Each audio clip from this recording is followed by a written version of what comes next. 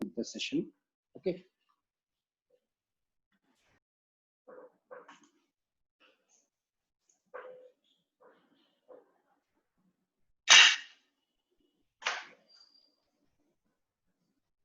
आप लोग के स्कूल्स में भी ऐसा ही होता है क्या? पीपीटी हैंग हो जाना या इस टाइप की प्रॉब्लम्स आपके स्कूल की क्लासेस में भी आती हैं? कैसे लेते हैं आपकी टीचर्स क्लासेस? पीपीटी के थ्रू लेते हैं, कैसे लेते हैं?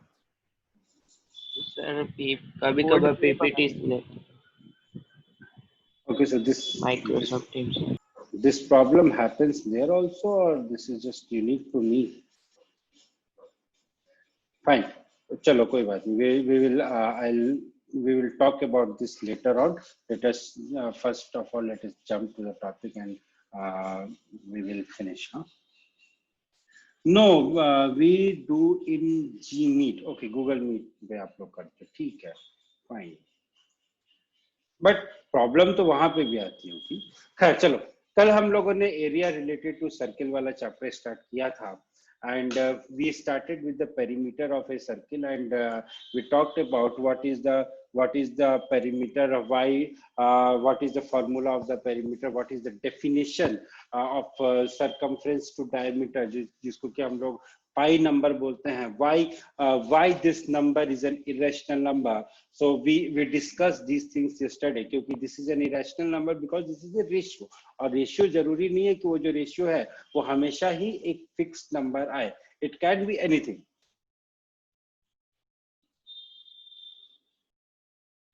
Well, I have already sent. Fine, we'll discuss about these things later. ठीक है, तो उसके बाद हम लोगों ने कुछ इंपॉर्टेंट थ्योरम्स की बात की थी कि सरकमफ्रेंस जो है वो 2 पाई आर होता है, एरिया जो होता है वो पाई आर स्क्वायर होता है, area of semi circle is pi R square by 2 and perimeter of semi circle is pi R plus 2 R. ये सारी चीजों की बात हम लोग कर चुके हैं ऑलरेडी. फिर हम लोगों ने कुछ और इंपॉर्टेंट पॉइंट्स डिस्कस किए थे कि अगर 2 सर्कल्स एक दूसरे पे एक्सटर्नली टच करते हैं तो then the distance between their centres is the sum of their radii and इस तरीके की कुछ चीजें अपन ने डिस्कस की थी. Then what we did is we discussed about we discussed some of the examples. ठीक है, फिर कुछ examples डिस्कस करने के बाद then we in yesterday's class we talked about the sector, segment and that sector. We talked about minor sector, major sector, minor segment, major segment. इन सारी चीजों के बारे में हम लोगों ने कल की क्लास में हम लोगों ने बात किया था. अब आज की क्लास में हम लोग क्या करेंगे कि आज की क्लास में हम लोग कुछ और इम्पोर्टेंट फॉर्मूले पढ़ेंगे और उन फॉर्मूलों को पढ़ने के बाद we will straight away discuss the questions. क्योंकि इस चैप्टर में अगर हम थ्योरम्स की बात करते हैं, अगर हम फॉर्मूलों की बात करते हैं, so that we have already covered, but there are few things that is still required to be covered. So those things we will discuss right now, and then what we will do is we will move to the question part. And believe me, I have a lot of questions for you. इतने questions है मेरे पास आपके लिए कि आप लोग परेशान हो जाओगे कि सर क्या है ये. ठीक है, ये 150 डिग्री वाला क्वेश्चन हम लोगों ने कल किया था and I told you that this question is technically wrong for you at your stage because that angle cannot be 150 degree at your stage. It had to be something different. अगर वो angle 120 degree होता तो why, how we did that, I have already told you. Now in today's class we will be doing about application of area related to circle. अभी तक हम लोगों ने area related to circle पढ़ा था. ठीक है, अब हम पढ़ेंगे application part. application part कैसे होगा बेटा कि मान लो आपके पास एक सर्कल, एक स्क्वायर दे दिया. ठीक है, उस स्क्वायर के अंदर एक सर्कल दे दिया. What I am trying to say is, मान लो आपको एक स्क्वायर दे दिया.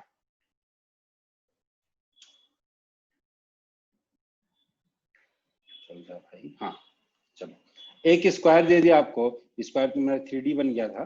ठीक है, अब इस स्क्वायर के अंदर या बाहर आपको एक सर्किल दे दिया. एक सर्किल ऐसे दे दिया या एक सर्किल ऐसे दे दिया. इस रीजन का एरिया पूछ लिया. ठीक है, या इस वाले रीजन का एरिया पूछ लिया. तो इन चीजों का एरिया कैसे कैलकुलेट करेंगे, that part is called the application of this topic, application of this area related to application of this topic. अब यहाँ पे कुछ फॉर्मूले हैं, कुछ क्या, 2 ही 3 फॉर्मूले हैं. एक है हिरॉन्स फॉर्मूला जो हम लोग पिछले साल पढ़ के आ चुके हैं। अब हीरोन्स फॉर्मूला का यूज कहाँ आता है बच्चों, कि मान लो एक ट्रायंगल दिया हुआ है, उस ट्रायंगल की तीनों साइड्स दी हुई है ए बी है, तो उस ट्रायंगल का एरिया हम कैसे निकालेंगे। एक तो एरिया का फॉर्मूला होता है half into base into altitude, but in some cases you are not able to calculate the altitude, तो in that case we use this formula, that is equal to s into s minus a multiplied by s minus b multiplied by s minus c। और एक चीज और मैं आपको बताता हूँ, but don't apply this in your school exam, तभी मैं आपको बताऊंगा। ट्रायंगल का फॉर्मूला होता है s into s minus a into s minus b into s minus c, और अगर एक क्वाड्रिलेटरल की अगर आप बात करो तो उस क्वाड्रिलेटरल का फॉर्मूला होगा s minus a multiplied by s minus b multiplied by s minus c multiplied by s minus d, where s is equal to a plus b plus c plus d divided by 4. But my dear friends, don't apply this formula in your school. Don't apply in school exam. Don't apply in school exam. If you will apply in school exam, your teachers will kill you and they will also kill you. So don't apply this formula in your school exam. ठीक है बेटा। Quadrilateral में कितने sides होते हैं my dear? How many sides are there in quadrilateral, Jill? So don't apply in school exams, but in competitive exams you can easily apply this formula, that area of the quadrilateral जिसकी चारों sides दी होंगी, that will be s minus a multiplied by s minus b multiplied by s minus c multiplied by s minus d। अब आप पूछोगे, so Heron's formula के हिसाब से the formula is s square root of s minus a s minus b s minus c, where s is the semi perimeter of a triangle जिसकी sides हैं a b and c, and area of a right angle triangle, किसी भी right angle triangle का जो area होता है that is half into base into altitude। ठीक है, कुछ और चीजें हैं। इक्विलेटरल ट्रायंगल का जो एरिया होता है my dear friends, that is √3/4 multiplied by a square। Rectangle का जो एरिया होता है that is length into breadth, और उसके बाद पेरीमीटर ऑफ ए रेक्टेंगल जिसकी साइड्स ए एंड बी है that is twice of a into b twice of a plus b। Area of square is a square. अगर किसी square का side a है तो उसके डायगोनल की लेंथ हो जाएगी √2a। Perimeter of A square is 4a। Area of parallelogram is base into height.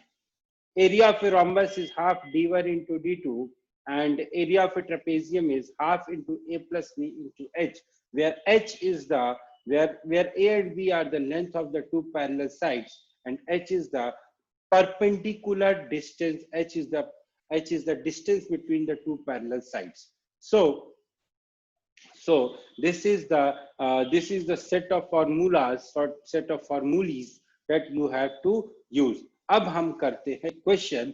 So question number 1 आपके कंप्यूटर स्क्रीन पे है, ये है आपके पास। इस क्वेश्चन को करने के लिए है सिर्फ 2 मिनट। आपका समय चालू होता है अब, लेकिन समय चालू करने से पहले मैं आपको समझा दूं कि इस क्वेश्चन में बेसिकली हुआ क्या है। इस क्वेश्चन में ऐसा है बच्चों कि एक तो ये वाला सर्किल है, सर्किल एपीसी, मतलब एक तो ये वाला सर्किल है एपीसी, और एक ये है AQC। इन दोनों के बीच का जो एरिया है, ये एरिया आपको निकालना है। This is a 3-dimensional figure। So इन दोनों के बीच के एरिया को आपको निकालना है, and the time allotted to you is just 2 seconds, sorry, just 1 minute। The time starts now। देखो, सबसे पहले आपको क्या करना पड़ेगा, सबसे पहले आपको इस वाले रीजन का एरिया निकालना। सबसे पहले आपको इस वाले रीजन का एरिया निकालना पड़ेगा, ठीक है। उसके बाद आपको इस टोटल रीजन का एरिया निकालना पड़ेगा। फिर आपको इन दोनों रीजन्स को सब्ट्रैक्ट कर दोगे तो आपको शेडेड रीजन का एरिया मिल जाएगा। Now we will calculate one by one. तो area of APCA will be equal to area of quadrant A B C D A minus area of triangle ABC। अब इस क्वाड्रेंट का area कैसे निकालेंगे sir? Sir quadrant का area निकालना तो बहुत आसान है। Quadrant means 1/4 of a circle.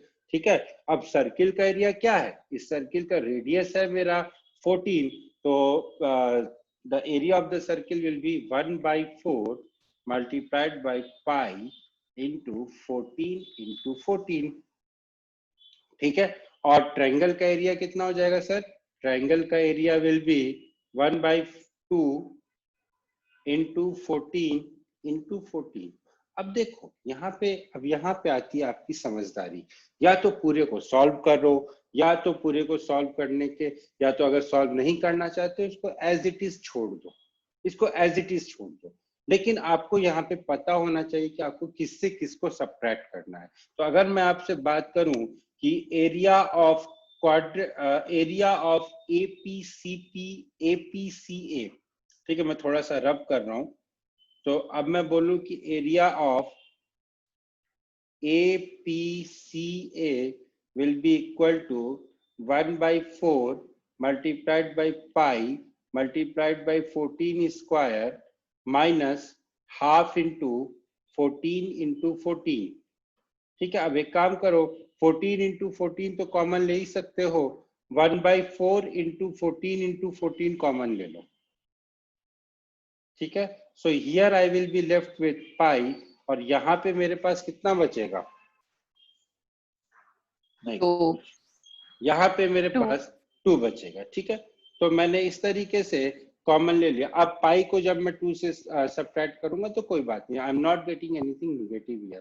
Fine, इसको फिलहाल ऐसे छोड़ दो, इसको 1 मान के छोड़ दो यहाँ पे। ठीक है, अब area of AQCA will be equal to this is basically a semicircle। एक सेमीसर्कल बना हुआ है जिसका रेडियस है 14√2 डिवाइडेड बाय 2। अगर ये O है तो AC की लेंथ कितनी हो जाएगी? Length of AC will be equal to 14√2। so length of AO will be equal to 7√2। कैसा है sir 7√2? 14√2 divided by 2 which is equal to 7√2। तो length of this AO will be equal to 7√2। तो अगर इसके इस वाले सेमीसर्कुलर रीजन के area की मैं बात करूं तो इसका एरिया कितना हो जाएगा? Half into pi into 7√2 multiplied by 7√2। ठीक है, इसको अगर सॉल्व करोगे तो आपके पास कितना मिलेगा? 7 square multiplied by pi, 7 square multiplied by pi. अब देखो मेरे को तो क्वेश्चन का आंसर दिख गया यहाँ पे, आप लोगों को दिखा कि नहीं दिखा मुझे नहीं पता। क्या आप लोगों को क्वेश्चन का आंसर दिख गया?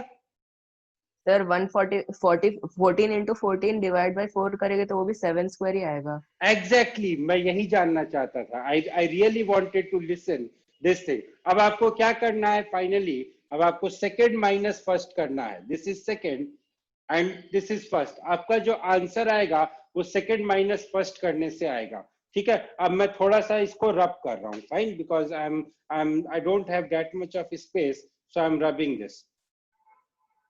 So this will be 7 square into pi minus, यहाँ पे क्या था? हाफ 1/4 मैंने कॉमन लिया था, into 14 था, और यहाँ पे pi minus 2 था, यही था ना? So finally अब देखो मेरे पास क्या एक्सप्रेशन बचता है। This is 7 square into pi minus this, ये 2 से 2, ये 7 हो गया, ये 2 था, ये भी 7 हो जाएगा, minus 7 square into pi plus, अब क्या बचा यहाँ पे? 2 into 7 into 7। ठीक है, ये क्वांटिटी तो कैंसिल हो गई ना सर। तो फाइनली क्या बचा मेरे पास? 98। So 98 centimetre square will be the correct answer of this question. Why Sanjeeta was getting negative, because उन्होंने क्या किया था, उन्होंने सब्ट्रैक्शन करने में गलती कर ली थी। उनको ये नहीं समझ में आया कि रीजन 1 कौन सा है और रीजन 2 कौन सा है, और ये बहुत बड़ी प्रॉब्लम है, और ये बहुत बड़ी प्रॉब्लम है, ये होता है ऐसा। And she already realised her mistake. ये बहुत बड़ी प्रॉब्लम है, ये बहुत बार होता है। तो avoid these type of mistakes. These type of mistakes will be हानिकारक for your सेहत। ठीक है, तो इस टाइप की छोटी छोटी मिस्टेक्स को अवॉइड करो। और मान लो अगर एग्जाम टाइम में कुछ नहीं समझ में आया, गलती कर ही दी, तो भी ध्यान रखना, एक बात को ध्यान रखना कि कहीं कभी भी एरिया कभी भी निगेटिव नहीं हो सकता। अगर कोई सरफेस आपको दिख रहा है, ऐसे कोई अगर आपको सरफेस दिख रहा है, तो उस सरफेस का एरिया कभी भी निगेटिव नहीं होगा। ठीक है, तो उस सरफेस का अगर एरिया निगेटिव नहीं होगा तो आपको करना क्या है, आपको फिर आप अगर ऐसा कुछ आता है तो दिमाग की बत्ती जलाओ। एग्जाम हॉल में तो मिंटॉस नहीं खा सकते हो, दिमाग की बत्ती जलाओ और रियलाइज करो कि आपने कहीं कुछ गड़बड़ किया है। जहां पे गड़बड़ किया वहां पे साइन चेंज कर दो, खत्म। ठीक है, सो ये क्वेश्चन आई होप सबको समझ में आ गया है। जिसको नहीं समझ में आया प्लीज पूछ सकते हैं, क्योंकि 3 बार मैंने इसमें इरेज किया है, तो पिछली स्लाइड पे जाना तो पॉसिबल नहीं है। लेकिन अगर किसी को समझ में नहीं आया तो प्लीज पूछ लो क्वेश्चन। एनीबॉडी, किसी को कोई डाउट हो तो प्लीज पूछ लो ये क्वेश्चन, क्योंकि इसी टाइप के क्वेश्चंस आप लोगों के एग्जाम में आएंगे। किसी को कोई भी डाउट हो तो प्लीज पूछ लो। चल, when you guys are not having any doubt, that means Mauna Swikriti Lakshanam, so I will just proceed further and we will move to next question. Okay, अगला क्वेश्चन आपके कंप्यूटर स्क्रीन पे ये है, चलो solve करो। The time allotted for this question is again 2 minutes. That's it, nothing more. आसान सवाल है, इससे आसान सवाल तो हो ही नहीं सकता। कैसे करेंगे? पर सबसे पहले देखो, ये जो शेडेड रीजन है ना, ये शेडेड रीजन है इन दोनों सर्किल्स के एरिया के बीच वाला पोर्शन। इन दोनों सर्किल्स के बीच वाला जो पोर्शन है वो शेडेड रीजन है। लेकिन इसमें से भी इन लोगों ने 40 डिग्री का एक पोर्शन अलग कर दिया है। तो सबसे पहले अपन ये कैलकुलेट कर लेते हैं कि ये जो 40 डिग्री है सर, ये 360 डिग्री का कितना पार्ट होता है। ये जो 40 डिग्री होता है ना सर,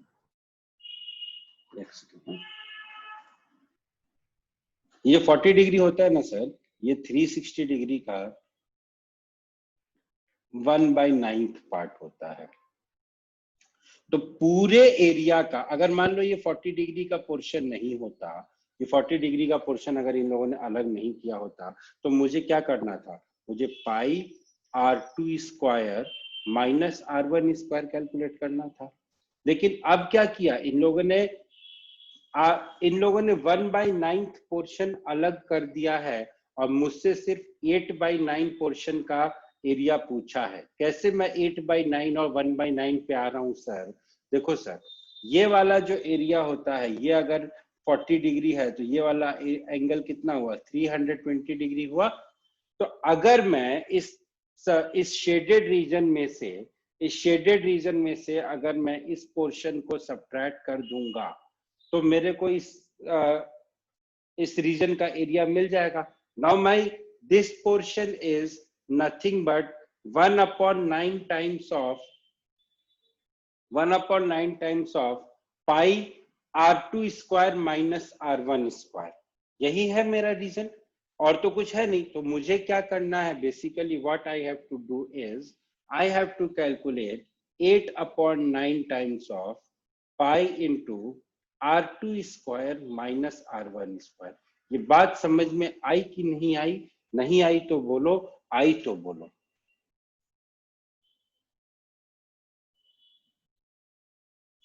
ये बात समझ में आई कि नहीं आई आप लोगों को? No sir, okay, no sir, आ गई सर, वेरी गुड, चलो ठीक है। देखो बेटा, फिर से समझने की कोशिश करते हैं। I will explain you this thing again. Suppose करो ये ट्रायंगल वाला जो पोर्शन है, ये जो एओसी वाला पोर्शन है, ये नहीं होता हमारे पास। ठीक है, तो हमारे पास जो क्वेश्चन होता है वो कुछ इस तरीके का होता है। ठीक, और ये रेडियस मेरा r2 R1 और ये वाला रेडियस मेरा R2 होता। तो इस केस में एरिया कितना होता, पाई times of R2 square minus R1 square. Fine. और वो जो रीजन होता वो ये वाला पूरा पूरा रीजन होता। ठीक, बट इन्होंने क्या बोला है कि इस पूरे रीजन का आपको एरिया नहीं निकालना है, आपको आपको ये वाला जो पोर्शन है ना, ये पोर्शन आपको छोड़ देना है।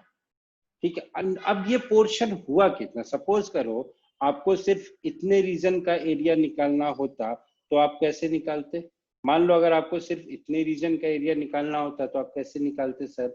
और ये एंगल आपको थीटा दिया होता तो ये वाले रीजन का एरिया जिसको मैं अगर ए ओ बी से रिप्रेजेंट कर रहा हूँ, area of region A O B will be equal to theta upon 360 multiplied by pi R2 square minus R1 square.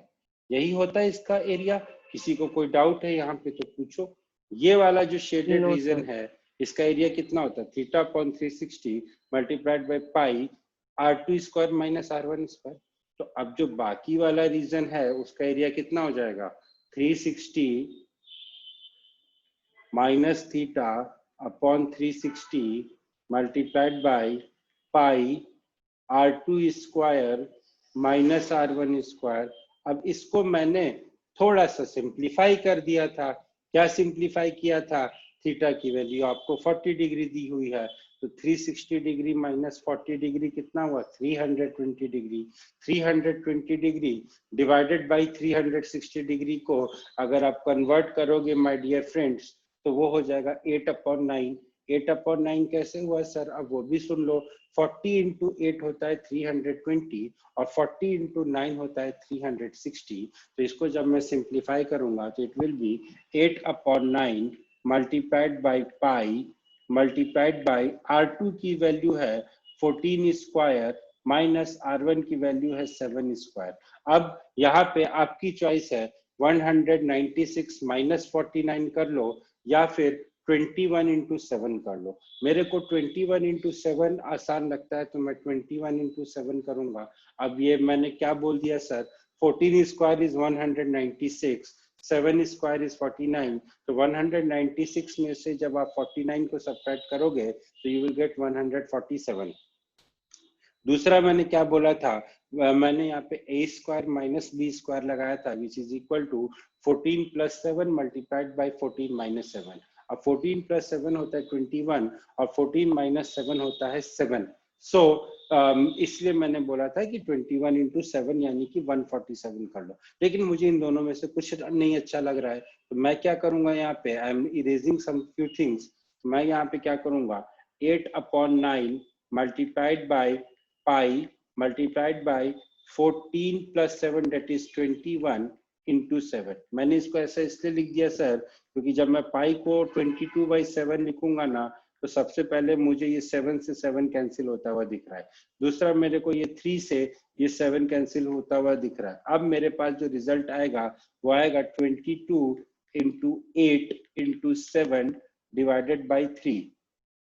अब 22 8 जा इज, अब इसको कैसे करेंगे सर? बहुत आसान है, 7 इंटू 8 कर लो। 8 7 जा होता है 56।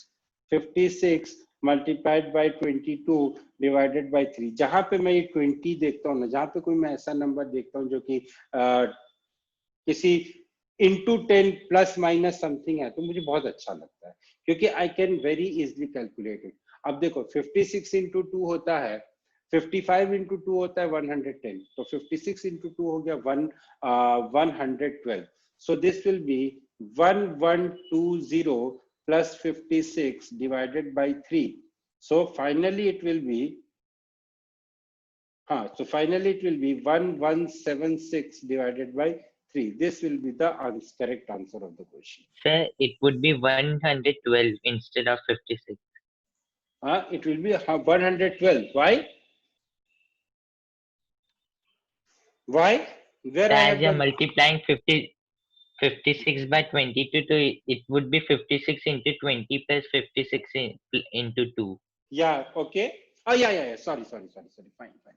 Thanks for correcting me. So finally, it will be, इसको calculate करके कितना आएगा? 1 2 3 2 है ना, 1 2 3 2 आएगा ना, 1 2 3 2. Thanks for correcting me, my dear. 1 2 3 2 divided by 3. So this will be the final answer of the question. I think many of you gave the correct answer. Manas gave the correct answer, and everybody others also gave the correct answer. और I hope जिसको समझ में नहीं आया था, Yagnik, I hope you understood the question कि why, how we did the question, how we proceeded with the question. Please confirm beta whether you understood or not. Fine, thank you. चलो, तो अब आगे बढ़ते हैं. क्वेश्चन, अब हमें बेटा हमारी थ्योरी खत्म हो चुकी है, अब हमें सिर्फ और सिर्फ क्वेश्चन ही क्वेश्चन, जितने क्वेश्चन कर लो उतना अच्छा है. चलो, the time for this question is 2 minutes. Question करना क्या है, सबसे पहले आपको इस ट्रायंगल का एरिया निकालना पड़ेगा. So the area of the triangle will be 1/2 multiplied by 2 multiplied by 3.5. अब ये जो 3.5 है, I don't like this 3.5. I will write it as 7/2. So this will be 1/2 into 2 into 7/2. 2 से 2 कैंसिल हो गया. So the area of this triangle will be 7/2. पहली चीज. दूसरी चीज ये है कि अब आपको इस क्वाड्रेंट का एरिया निकालना पड़ेगा. इस क्वाड्रेंट का एरिया निकालना पड़ेगा जिसका रेडियस आपको दिया हुआ है 3/5. तो area of this quadrant will be equal to 1/4 multiplied by pi multiplied by 3.5 into 3.5. ठीक है, पाई आर स्क्वायर. अब क्या करेंगे सर, अब ये तो बहुत बड़ी समस्या आ गई सर, आपने तो फंसा दिया कि पॉइंट में मत करो, यहाँ तो प्रॉब्लम आ रही है. तो कोई बात नहीं सर, या तो देखो 35 का स्क्वायर अगर आपको याद है 1225 तो आप कर सकते हो, लेकिन मुझे तो स्क्वायर नहीं याद रहते हैं. मैं क्या करूंगा, मैं इस 3.5 को 7/2 लिख दूंगा, इस 3.5 को भी मैं 7/2 लिखूंगा. So now my thing will be 1/4 into 22/7 multiplied by 7/2 multiplied by 7/2. ठीक है, सबसे पहले ये 7 से 7 कैंसिल हो गया, ये 2 से 2 कैंसिल, ये 2 से ये 11 हो गया. So this will be 77/8. This will be 77/8. अब देखो, एक एरिया आया, पूरे रीजन का एरिया आया 77/8 और इस ट्राइंगल का एरिया आया 7/2. दोनों को सब्ट्रैक्ट कर दो, you will get your required area. So 77/8 minus 7/2 जब अपन करेंगे तो 77 में से जब मैं 28 को माइनस करता हूं तो कितना बचता है मेरे पास बचता है, कितना बचता है भाई, 77 में 49. यार इन चीजों में टाइम नहीं लगना चाहिए. So this will be 49/8. अब ये 28 कैसे हुआ अब सर, 28 ऐसे हुआ सर कि एलसीएम ले लेंगे. So this will be 8. This will be 77 minus 28 divided by 8. अब जब मैं 77 में से 28 को घटाऊंगा तो I will get the result as 49 और यहाँ पे डिनोमिनेटर आ जाएगा 8. So my answer will be 49/8. This is the way of solving this question. चलो आगे बढ़ते हैं. ओके, नाउ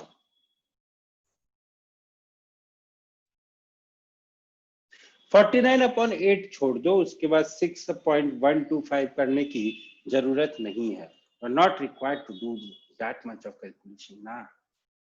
अगर बोलता है कि solve it up to 2 places of decimal then it's okay, otherwise leave it like that. ठीक है, चलो next question. And what we will do is we will discuss few more questions in the next week's class. अगली week class तो आपकी mental ability की होगी. Next week जो आपकी क्लास होगी उसमें अपन कुछ और क्वेश्चंस डिस्कस करेंगे, उसके बाद हम लोग अगला चैप्टर स्टार्ट करेंगे. ठीक है, क्योंकि there are lot of questions, some 20 to 30 questions more that I want to discuss with all of you. Some 20 to 30 questions more are there. चलो, so the correct answer of this question was 24.64. कैसे करना है भाई, करना था आपको कि you had to simply equation बना के आपको सॉल्व करना था। The idea behind this was this calculation में कुछ नहीं करना था, या तो आप इसको डायरेक्ट मल्टीप्लाई कर दो या तो डिवाइडेड बाय 10 कर दो। There are n number of ways, no problem in the calculation. Next question. Okay, now this is a very interesting question. So you don't have all the time in the world. You just have 2 minutes for this question. Solve the question, but still let us discuss the question. देखो क्या है कि a horse is tied to a pole of which is 28 meter with a 28 meter long string. तो यहाँ पे एक पोल है, पोल क्यों नहीं आ रहा?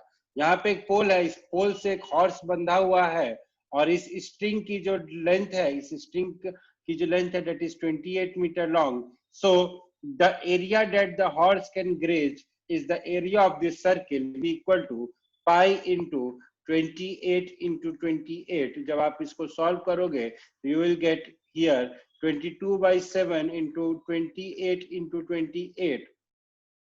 This will be 4. This will be 88 into 28. That will be equal to 2464. जो कि आप लोगों ने बताया है 2464 सेंटीमीटर स्क्वायर या metre square, whatever is the question. Now let me tell you something that will be very useful for your objective approach. Again, a precaution here, don't apply what I will be telling in the next 2 minutes in your subjective exam. अगर ऐसा करोगे तो मोगैम्बो खुश नहीं होगा, ठीक है? चलो मैं आपको एक चीज बताता हूँ, सुनो, ध्यान से सुनना, जस्ट ध्यान से सुनना जो बता रहा हूँ। एक स्टैंडर्ड सर्किल लेते हैं हम लोग, जिस सर्किल का रेडियस है 7 मीटर मान लो। तो उस सर्किल का जो एरिया होगा ना बेटा 22/7 into 7 into 7 which is equal to 154 metre square, ठीक है? अब एक हम दूसरा सर्किल लेते हैं जिसका रेडियस है, सपोज करो ये R1 था, R2 अपन ने ले लिया 14 मीटर्स, ठीक है? इस सर्किल का जो एरिया होगा ना माय डियर फ्रेंड्स, वो होगा into 2, that is 44 into 14. I will just quickly use the calculator and I will tell you what is 44 into 14. 44 into 14 is 616, ठीक है? Now अब यहाँ पे एक बात ध्यान से देखो, this 616 is nothing but 154 into 4. इसका मतलब जानते हो my dear friends, हुआ क्या है यहाँ पे? Area is proportional to radius square. Area is proportional to radius square. अगर आपने रेडियस को 2 टाइम्स बढ़ा दिया तो आपका जो एरिया है वो 4 टाइम्स इंक्रीज हो गया। अगर स्टैंडर्ड सर्किल जिसका रेडियस 7 मीटर था, अगर उसका एरिया 154 मीटर स्क्वायर है, तो हमारा जो नया वाला सर्किल जिसका रेडियस 14 मीटर था उसका एरिया 616 मीटर स्क्वायर आ रहा है। मतलब ये है मेरे दोस्तों कि अगर आपने रेडियस को 2 टाइम्स किया है तो आपका जो एरिया है वो 4 टाइम्स इंक्रीज हो रहा है, ठीक है? इस चीज को हम यहाँ यूज करेंगे और तब यूज करेंगे जब हम ऑब्जेक्टिव सवाल करेंगे। हमें पता है कि हमारा जो स्टैंडर्ड सर्किल था उसका एरिया था 154 मीटर स्क्वायर, जिसका रेडियस हमारा 7 मीटर था। अब हमारा जो सर्किल है उसका रेडियस है 28 मीटर्स, यानी कि हमारा जो एरिया है हमारा जो रेडियस है that has increased 4 times, so my area will increase 4 times. So my new area will be 154 into 16. ठीक है? This is again an objective approach. This is not a subjective approach. ठीक है? चलो next question. First. Time हो चुका है, but next question.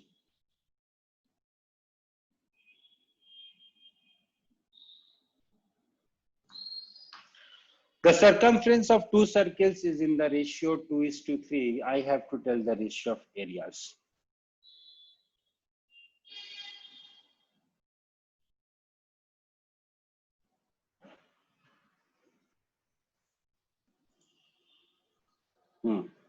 आसान question था यार, कुछ करना नहीं था। Circumference of 2 circles is 2:3, यानी कि 2 pi r1 divided by 2 pi r2 is equal to 2 upon 3. 2 से 2 कट गया, pi से pi कट गया. R1 upon R2 is equal to 2 upon 3. So pi R1 square upon pi R2 square will be equal to pi into 2 square divided by pi into 3 square, which is equal to 4:9. Okay? So this was the way of solving this question. So now we will stop here today. We'll stop here today, and